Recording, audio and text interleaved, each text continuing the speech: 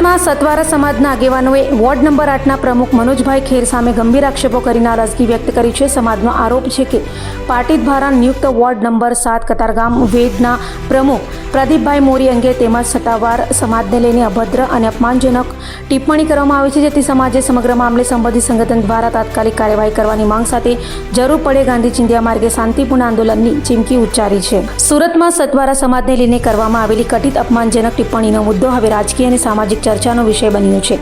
સતવારા સમાજ સુરત ગુજરાત દ્વારા કરવામાં આવેલી રજૂઆતમાં વોર્ડ નંબર 8ના પ્રમુખ મનોજભાઈ ખેર સામે આક્ષેપ કરવામાં આવ્યા છે. સમાજના જણાવ્યા મુજબ વોર્ડ નંબર 7 કતારગામ વેડના પાર્ટી દ્વારા નિયુક્ત પ્રમુખ પ્રદીપભાઈ મોરી અને સતવારા સમાજ અંગે કથિત રીતે અભદ્ર તથા અપમાનજનક ટિપ્પણી કરવામાં આવી હતી.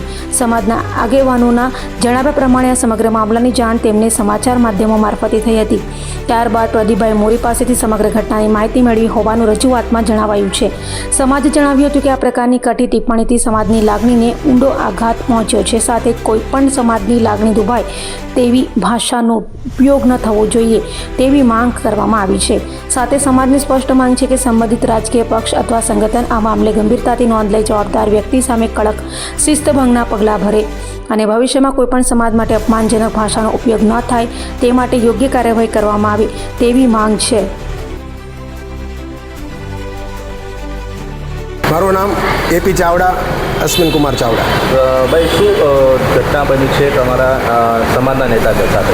એમાં આજથી 3 દિવસ પહેલાં કમલમ કાર્યાલય જે ઉધના ખાતે આવેલું છે ત્યાં અમારા સમાજના આગેવાન એવા પ્રદીપભાઈ મોરી જે વોર્ડ નંબર 7ના પ્રમુખ છે, એમની સાથે ભારતીય જનતા પાર્ટીના જ વોર્ડ નંબર 8ના પ્રમુખ એવા મનોજભાઈ ખેર છે, એમને એની સાથે કોઈ ઝઘડો કરેલો અને એ બાબતે અદાવત રાખી અને એમને અમારા સમાજ વિશે અભદ્ર ટિપ્પણી કરી છે, એને અપમાનજનક વાતો કરી છે, અમારા સમાજની નીચો દેખાડવાના પ્રયત્ન કર્યા છે અને આવી ટિપ્પણીઓ એમને જાહેરમાં કીધેલી છે. સમાજના આગેવાન તરીકે તમે શું માંગ કરો છો?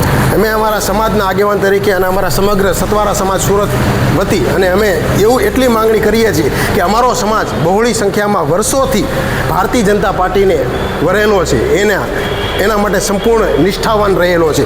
કાપો તો કમળ નીકળે આ હદે અમે એને ચાહના છે અમારી.